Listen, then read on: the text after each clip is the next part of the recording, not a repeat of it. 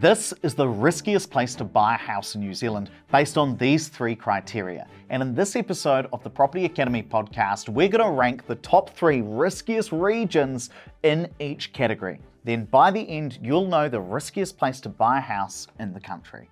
Now, we're not just talking about one dodgy suburb or one overpriced city, Andrew. We are going on a hunt for the most dangerous region in New Zealand to buy a house or buy a property. Now, in order to make this fair, there's going to be 3 signs that we're looking out for. What are our 3 criteria to say if something's risky or not? Okay, number 1 is natural disaster risk, so floods in Auckland or earthquakes in Christchurch or Wellington or something like that. Number 2 is investment risk, so how volatile the market is. Do they have major spikes and then drops? And you're talking house prices, right? House prices, sorry. Yeah, do they boom and bust? Boom and bust. And number 3 is also around house prices, and that's house price risk. So how quickly do they go up, and that might exclude us from getting in. Okay, and we're going to pick the top 3 riskiest regions against each of these 3 metrics. And then by the end, you're going to be able to see, well, which region takes that crown as the single worst bet, I guess we can call it, in the country. Just before we get into it, I remember once we recorded a podcast, and I won't say which region it was, but I was bad-mouthing a particular region in New Zealand, and we obviously sent out like investing emails to be like, hey, would you like to invest? I got a reply back from one of the emails that comes from my email address, and it was the mayor of that region saying, I've just watched a video of you bad-mouthing my specific region. Anyway, so no, thank you. Ed can't visit now. So we'll see if we get any more emails from mayors by the end of this. But let's kick it off with natural disaster risk. You know, what is the 3rd riskiest region when it comes to natural disasters in your view? Now, one region that I really worry about when it comes to like natural disasters is the flood risks. And in 2021, there was a whole lot of bad weather around the country, and there were 563 homes that were damaged by rain in this region, and 400 of those homes were still not repaired even a year after those floods. So the resources weren't there to actually deal with the repairing of those properties. Number 3 on my list of natural disasters is the West Coast. And we've spoken about the West Coast of the South Island a lot on this podcast. And just for anyone that's new to the show, it's the west side of the Southern Alps, and as the Tasman Sea on the other side. So you got a whole lot of mountains. And as a result, I didn't realize this, but clouds actually get trapped in there, which is why the West Coast can have some of the worst weather in the country. Yes, because the clouds come in from the Tasman Sea, Southern Alps stop them from going across. That's why Canterbury's pretty dry and why the West Coast is pretty wet. Yeah. And then the second place is Hawke's Bay and Gisborne, which is a lovely region, right? Like vineyards and sunshine and coastline, and I absolutely love it. But then Cyclone Gabrielle happened. That happened in about early 2023, and it's kind of a storm that turned that dream region upside down. And it's actually the costliest non-earthquake disaster in New Zealand's history, and it cost something like $9 to $14.5 billion to fix that. Now, that doesn't necessarily mean that that's going to happen again and again and again. But if I marry up risk of flooding along with the fact that Hawke's Bay and Gisborne is very close to the fault line that runs up right the South Island up into the North Island through Wellington and out to Hawke's Bay and Gisborne, that's why I've put it up here, at kind of the second most risky region when it comes to natural disasters. But what's number 1? Because I think this is going to surprise people. Number 1, and this is an area that I remember post-earthquakes in Christchurch, doing a lot of business here, and everyone's saying, I don't want to invest in Christchurch, it's so risky for earthquakes, but actually where they are is worse, and that's Wellington City. So I think most people who are thinking about investing might think, oh, well, Wellington's a really safe bet because you've got the government there. Government jobs tend to be pretty steady and reliable. So that means that we're probably going to be fine from always being able to find a tenant. But I do think it's quite risky from a natural disaster standpoint because you're right on one of the major fault lines. And experts rank it as the most earthquake-prone capital in the world. Now, earthquake risk doesn't just damage buildings. Obviously, after going through the Christchurch earthquakes, that might be your immediate thought. But you think about the fact that insurance premiums have escalated hugely in Wellington because of that high risk. That affects your investment itself. Also, it might limit what the bank will lend, like in the event of another big earthquake. If it was in Wellington, basically lending stops for a period of time, and it can be really, really challenging. And so I just think that Wellington overall, that is the most risky from a natural disaster standpoint. And before we move on, if you want to get the latest property data sent straight to your inbox about whatever region you live in or are interested in the country, you can sign up to my monthly property market newsletter. You tell me what region you want the data on, and I send it to you every single month. No questions asked. I'll drop the link for that down in the description. Now, let's talk about the second category, which is investment risk, which is basically how up and down, how volatile, how boom and bust are house prices in the different regions. Now, why do we care about that? So you might think, well, so long as it goes up over the long term, I don't really care if it goes down in the short term, which I get, but it is better to have a house price that's going up consistently, even if it's at a lower rate, rather than have those boom and bust, because otherwise it can be quite challenging mentally to hold on to a property while you're topping it up and the value is going down quite drastically, like Wellington's just had. Also, similarly, if you're expecting or if you're wanting to grow your portfolio, having it go up and down and be more volatile might limit when you can borrow more money. So when we talk about investment risk, we're talking about those ups and downs. And the way you measure this is by looking at what's called the standard deviation of house price increases. Now, You want me to explain that? Ed's probably very excited to tell you about that. So basically we look at how fast have house prices gone up or down every single year.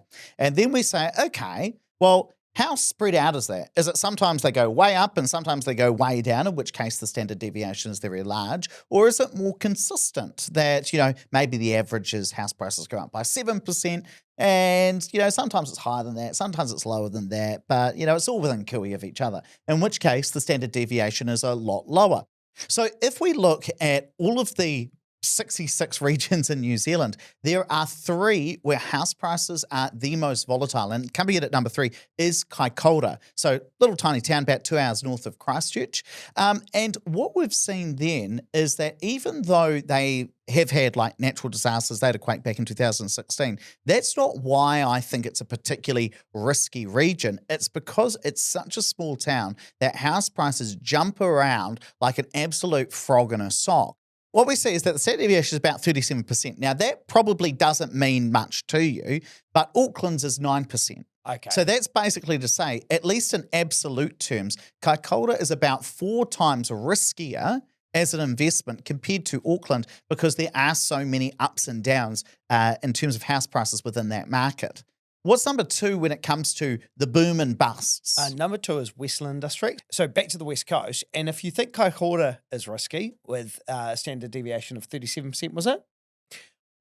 Westland is about 1.5 times, 150% riskier when it comes to the ups and downs of house prices, using that same method of standard deviation that Ed was talking about. So house prices there go up and down a lot. They're highly volatile.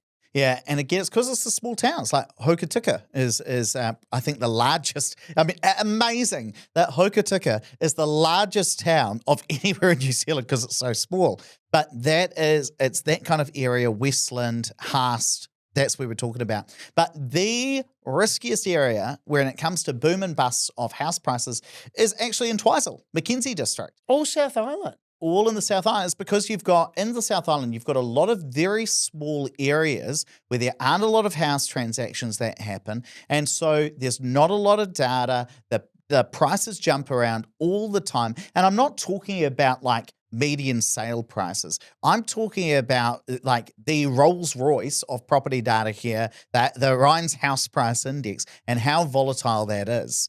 And the amazing thing about Mackenzie, or one of the reasons why I think it's very volatile, is because it is so beautiful. You've got Tekapo, you've got Twizel in there, you've got a lot of tourist towns, and because of that, when the economy is going really good, people make aspirational purchases. They go and buy holiday homes. When the market's really bad, people don't make those same aspirational purchases. They don't go out and bid up the price of holiday homes. And so you do see that it is very boom and bust. If you thought Westland was risky, Mackenzie District is about 50% riskier again when it comes to house price booms and busts. So when it comes to the investment side of buying a house, number 3, Kaikoura. Number 2 was Westland, Hokitika, and then coming up with Mackenzie District. And what is the final category we're talking about when we're talking about riskiest regions? So house prices, and we're specifically talking about house prices going up in the short term. And again, this is because you might get priced out of the market. Now, number 3 on our list to begin with, I'm going to throw West Coast under the bus. So again, we're not going to be invited to go speak at anything in the West Coast anytime soon. Even though using our model that we've got on our website that I talk about all the time, West Coast at the moment is about 3.5% undervalued. So you might think, okay, there might be opportunity here.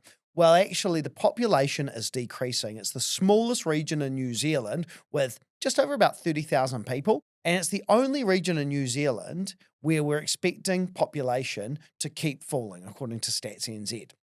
And so sometimes something being cheap and undervalued doesn't necessarily mean that that's a good investment. At number 2, I've got to put Wanganui on the end. I feel a little bit bad about it. Actually, I don't, because I just think this is the numbers behind it. But, Wanganui was kind of the big smoke for me growing up, because it was just an hour south of Harborough where I grew up. But the reason I want to put Wanganui there is because although it's got pretty good rental yields, I think the average or median rental yield in Wanganui is like 6.2%. But the thing that I've got to say in terms of house price increases is, when you think about these small towns, typically house prices are flat for a very long time. So house prices were flat in Wanganui between 2007 and 2016. About 9 years we saw property prices were pretty stagnant.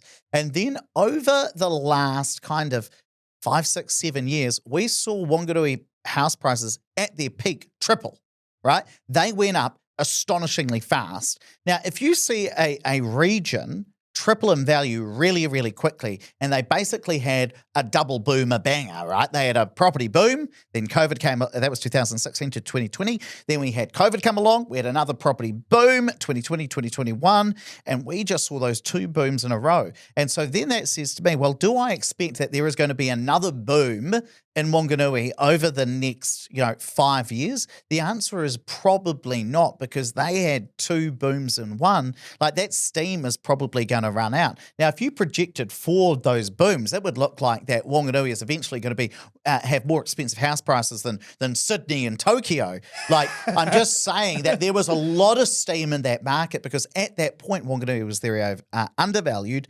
Over the next 5, 10, 15 years, I would expect, because they've had that level of growth, Wanganui to underperform in the future. And that is the reason why we always hear that saying, past performance doesn't necessarily predict future performance, which is basically to say, if you had a whole heap of booms in Wanganui, don't necessarily expect that that's going to continue forever. And all of a sudden, oh, wow, if it continues on, Wanganui is going to be more expensive than New York eventually. That's probably not going to happen. No. Number 1 is Southland, and Southland is currently overvalued by about 20% on our model. And the reason it's important to kind of look at that, but also look at house prices, is also quite cheap to buy properties. If you're a newbie investor and you've got a limited budget and you think, okay, I need somewhere cheap, you might look at that and go, prices are cheap. Yes, they are cheap, but not as cheap as we'd expect them to be. And so I think sometimes we can get caught up on this, and you want to make sure that you're going to buy in a property that's not going to underperform. And I think that Southland's probably going to underperform over the next few while. Let's add it all up. So we've looked at natural disasters, we've looked at house price booms and busts, we've talked about how much we think house prices might increase in the future. When you weigh up all of those 3 factors, what are we going to crown? What are we going to give the award to as New Zealand's riskiest region to buy a house? It's got to be the West Coast. I mean, it's come up on all 3 categories: the natural disaster, the volatility, and the house prices. We've said, I think for the last 6 years that we've been doing this show, we've been saying West Coast is the place to avoid. So if you are the mayor of if you're the mayor of any of the 3 council districts in the West Coast, which is Buller, Westland and Grey District, send your complaints, please, to andrew@opuspartners.co.nz. You can also address your mail to Road. Bleep that out, David. Bleep that out. Bleep that out. Or 021 5. Sorry about that. Now, that's our thoughts on the riskiest regions to invest in. But if you want to know some of the best regions to invest in and you want a helping hand investing in property, then you might like to come and see us at Opus Partners. If you click the big orange button on our website, you'll be able to book a free 60-minute wealth plan session with one of our team where you can talk about where some of the best regions to invest are. I'll drop a link down to that in the description. Now, avoiding the wrong places, that is just half the battle. The real question is, where should you buy instead? Well, that's what you're going to learn in this video, which takes you through the best areas to buy in New Zealand for 2025, broken down for every budget. Click here to watch it now.